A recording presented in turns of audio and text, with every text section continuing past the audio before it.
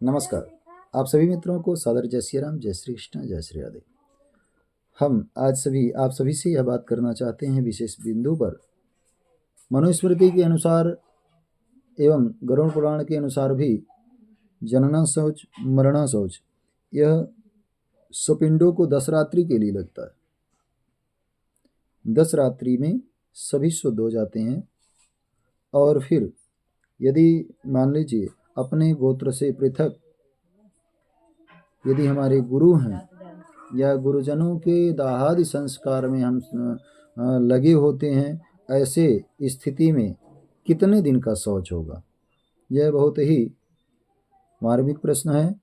इस पर मनुस्मृति का क्या विचार है, मनु महाराज का भी क्या विचार है, आइए हम लोग श्रवण करते हैं। कहते हैं कि यदि अपने कुल गोत्र के अनुसार यदि हम सपिंड हैं तो हम सभी को 10 दिन का शौच लगता है।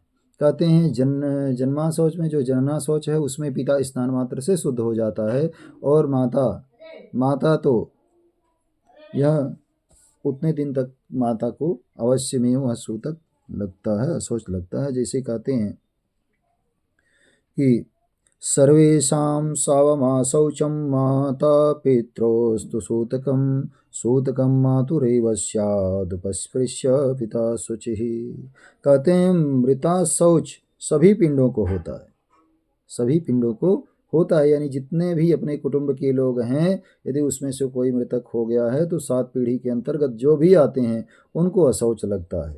लेकिन जनना शौच माँ बाप को ही लगता है। किंतु माता जो है वह 10 रात्रि तक अथवा तो 1 मास तक, जब तक एक ग्रामीण विधान होता है अपना शुद्धि का, जब तक शुद्धि पूर्वक स्नान इत्यादि से निवृत्त हो करके गौरी गणेश का पूजन कथा श्रवण इत्यादि करते हैं, तब तक वह शौच मनाते हैं। वैसे प्रायः 10 दिन का माना जाता है। तथापि कहते हैं पिता स्नान मात्र से शुद्ध हो जाता है। अब प्रश्न यह है कि गुरु यदि मृतक हो गए हैं तो गुरु के मृतक होने पर यदि शिष्य उनका दाहादि कर्म संपन्न करते हैं तो उनके लिए कितने दिन का सूतक लगता है?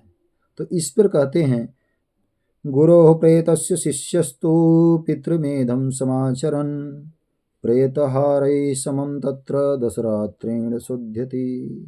कहते हैं गुरु के मरने पर उनका भी गोत्र यानी उनके गोत्र से पृथक किसी भी गोत्र का यदि शिष्य है तो और दाहादि क्रिया वह करते हैं तो वह दाहक वाहक सपिंडों को जितने दिन का सूतक लगता है अर्थात 10 दिन का लगता है, तो 10 दिन 10 रात्रि में ही वह शिष्य भी शुद्ध होता है। 10 रात्रि तक उनको सूतक मनाना चाहिए और क्षौर कर्म संपन्न करके ही जो है सूतक निवृत्ति मानना चाहिए, ऐसा स्मृति का मानना है। इसलिए हमें प्रयत्न पूर्वक ऐसे कार्य को करने चाहिए। यदि अपने गुरुतुल्य जिसको हम गुरु मानते हैं उनके क्रिया में भी यदि हम संलिप्त हैं, और संलिप्त रहना भी चाहिए, ऐसी अवस्था में हम सभी को भी जो भी उसमें सम्मिलित होते हैं 10 रात्रि तक का अशौच मानना चाहिए, ऐसा सिद्धांत कहता है।